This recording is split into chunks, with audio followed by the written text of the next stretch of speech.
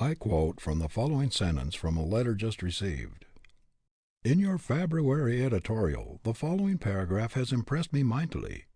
To spend a life in buying and selling lies, or cheap, shoddy shams, is demoralizing to every element of nobility, to excellence in any form. Now I happen to be in the sham business and hate it so heartily that I want to get out of it as soon as I can do so with justice to others' interests. This young man, who gets more than $10,000 a year in salary, says that he is expected to trade upon the credulity of the poorer classes who can ill afford to be preyed upon. And he continues, while I need the money, I cannot enjoy this kind of work, nor can I write with conviction or ambition on projects which I naturally know to be fakes. Besides, I am afraid of the very thing pointed out in your editorial, namely growing down to the work. I hate hypocrisy worse than any other thing, and I cannot do my best work in any business based on such a foundation. I do not want to remain in an occupation which pays its highest salaries to the most skillful fakers. It is pitiable to see a strong, brilliant, promising young man, capable of filling a high position, trying to support himself and his family in an occupation which has not received his approval, which is lowering his ideals, which dwarfs his nature, which makes him despise himself, which strangles all that is best and noblest within him, and which is constantly condemning him and ostracizing him and his family from all that is best and truest in life. How often we hear a young man say, I do not like the business I am in. I know it has a bad influence on me. I do not believe in the methods used, or the deceptions practiced. I am ashamed to have my friends know what I am doing, and I say as little about it in public as possible. I know I ought to change, but it is the only business I understand in which I can earn as much money as I need to keep up appearances, for I have been getting a good salary, and I have contracted expensive habits of living, and I have not the force of character to risk a change. Do not deceive yourself with the idea that somebody has got to do this questionable work, and that it might as well be you. Let other people do it, if they will. There is something better for you. The Creator has given you a guarantee, written in your blood and brain cells, that if you keep yourself clean and do that which He has indicated in your very constitution, you will be a man, will succeed, and will belong to the order of true nobility. But if you do not heed that edict, you will fail. You may get a large salary, but this alone is not success.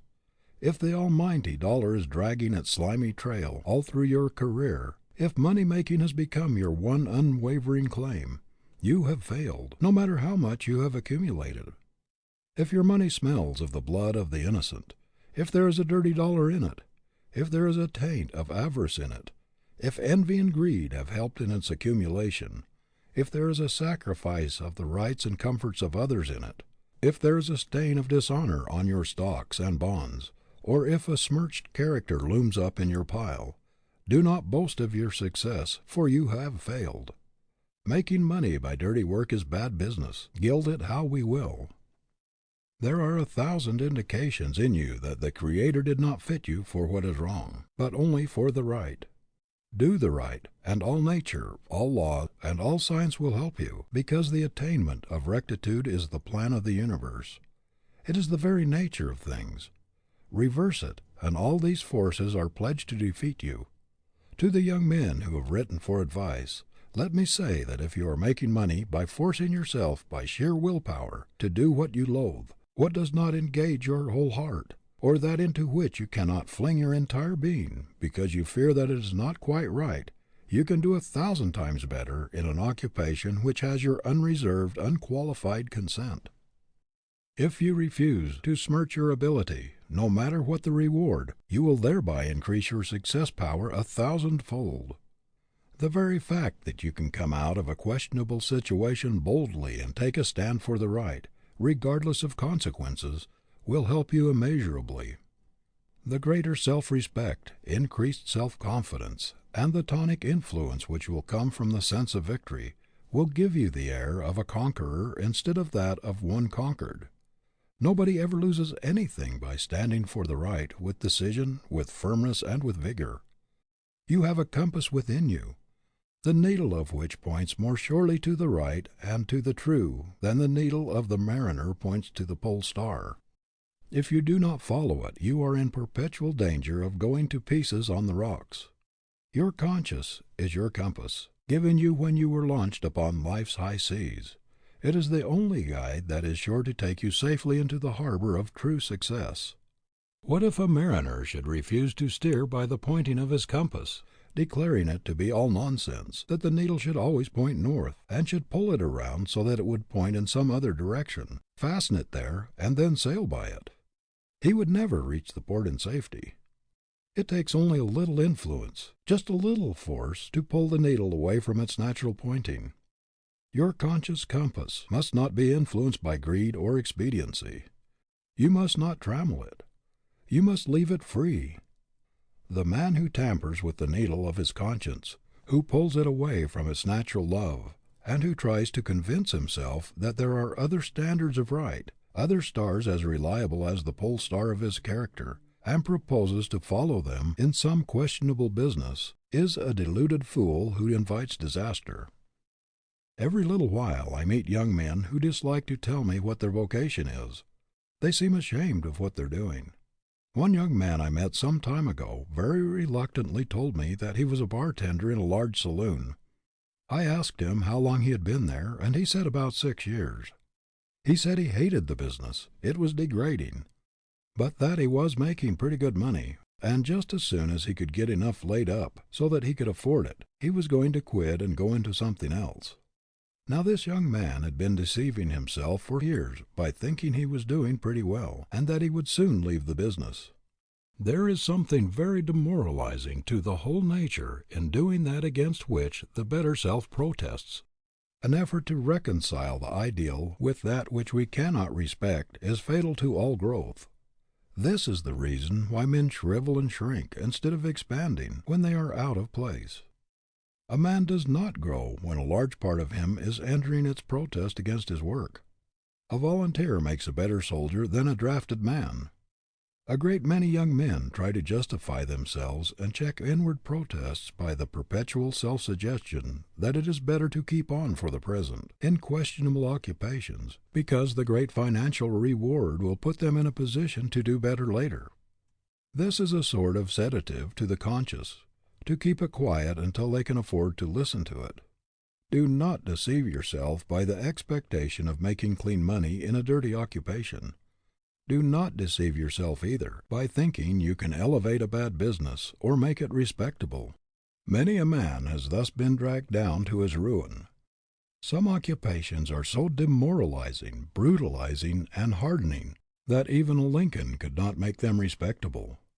If what you are doing is wrong, stop it. You have nothing to do with it. If you are in doubt, or if you suspect that you are warping your conscience, give yourself the benefit of the doubt. Take no chances with it. Leave it before it's too late. Long familiarity with a bad business will make it seem right to you. If it is very profitable, it will at last hush your doubts and blunt your moral faculties. It will make you feel that there is compensation in pursuing it, at least until capital is accumulated for something else. Besides, the philosophy of habit that is every repetition of an act makes it more certain that it will be repeated again and again, quickly making the doer a slave. In spite of the protests of your weakened will, the trained nerve centers continue to repeat the acts even when you abhor them. What you at first choose, at last compels you. You are as irrevocably chained to your deeds as the atoms are chained by gravitation. So, my friends, when you are thinking of engaging in an occupation which is a little questionable, and which does not get the complete consent of your faculties, do not forget this tremendous gripping power of habit, which, when you may wish to change, will pull like a giant to get you back into the old rut. You have no right to choose an occupation which calls into play your inferior qualities, the lying, cunning, overreaching, scheming, long-headed, underhand qualities, those which covet and grasp and snatch, and never give, while all that is noblest in you shrivels and dies. If you have already made a wrong choice, why should you remain in an occupation which does not have your unqualified approval, or in one of which you are ashamed, and in which you have to stretch your conscience every day to make deceitful statements and false representations to influence purchasers unduly, to induce them by a smooth manner and a lying tongue to do that which you know is not for their advantage, and for which you will reproach yourself afterwards? Why should you desecrate your manhood and pervert your ability in a contemptible occupation, when there are so many clean, respectable vocations which are searching for your ability and hunting for your talent? You say that it is hard for you to change. Of course it is hard to jog along in humdrum toil for the sake of being honest when acquaintances all around are getting rich by leaps and bounds. Of course it takes courage to refuse to bend the knee to questionable methods, lies, schemes, and fraud, when they are so generally used. Of course it takes courage to tell the exact truth when a little deception or a little departure from the right would bring great temporary gain. Of course it takes courage to refuse to be bribed when it could be covered up by a little specious mystification. Of course it takes courage to stand erect when by bowing and scraping to people with a pole you can get inside information which will make you win what you know others must lose. Of course it takes courage to determine never to put into your pocket a dirty dollar, a lying, deceitful dollar, a dollar that drips with human sorrow, or a dollar that has made some poor gullible wretch poorer, or has defeated another's cherished plans, or robbed him of ambition or education. But this is what character is for. This is what manhood means. This is what backbone and stamina were given us for, to stand for the right and oppose the wrong, no matter what the results. Wear threadbare clothes if necessary. Live on one meal a day in a house with bare floors and bare walls if you must, but under no circumstances ever consent to prostitute your manhood or to turn your ability to do an unclean thing.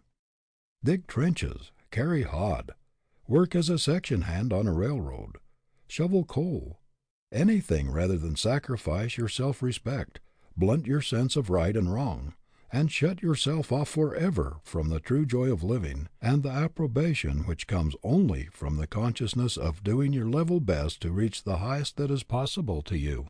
Do not choose that occupation which has the most money in it, the greatest promise of material reward, notoriety, or fame even, but choose that which will call out the man in you, and which will develop your greatest strength and symmetry of manhood, personal nobility. Manhood is greater than wealth, and grander than fame. Personal nobility is greater than any calling, or any reward that it can bring.